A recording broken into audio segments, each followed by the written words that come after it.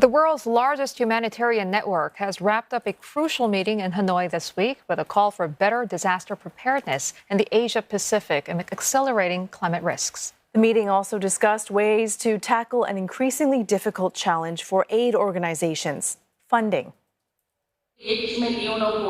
Every 4 years, the International Federation of Red Cross and Red Crescent Societies, or IFRC, holds a regional conference to discuss the impact of natural disasters. But the meeting this time in Hanoi was also dominated by a man-made crisis. Express deep concern about the protracted crisis in the Middle East and express solidarity with Palestinian Red Crescent Society. The group called for a permanent ceasefire and unhindered access for humanitarian aid in Gaza. The number of crises that we face are largely going to be triggered by extreme weather events and climate risks, but it's the man-made crises that are often the most traumatic and the hardest ones to respond to.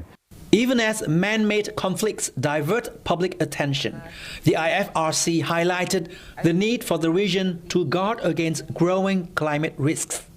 Delegates agreed on a call for action for the Asia-Pacific, which is the world's most disaster-prone area. It listed actions such as ensuring protection of volunteers, youth training and development, and improving coordination. Coordinated includes how we can build on each other's strength, how can we do peer-to-peer support to strengthen each other. The group also called for improvements to early disaster warning systems and the need for humanitarian groups to ensure they are ready to respond to emergencies. This could mean putting in place a pool of trained responders and logistics to secure aid supplies. But all this requires funding.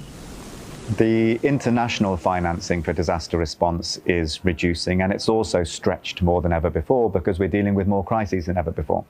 Governments are the main donors to the IFRC, accounting for more than 80% of its budget in the past 5 years. But these are voluntary contributions that could fluctuate. Some countries, such as China, have stepped up their contributions to aid financing, according to the IFRC. But aid groups still need to search for other sources of income, especially as climate risks increase. Tung Ngo, CNA, Hanoi.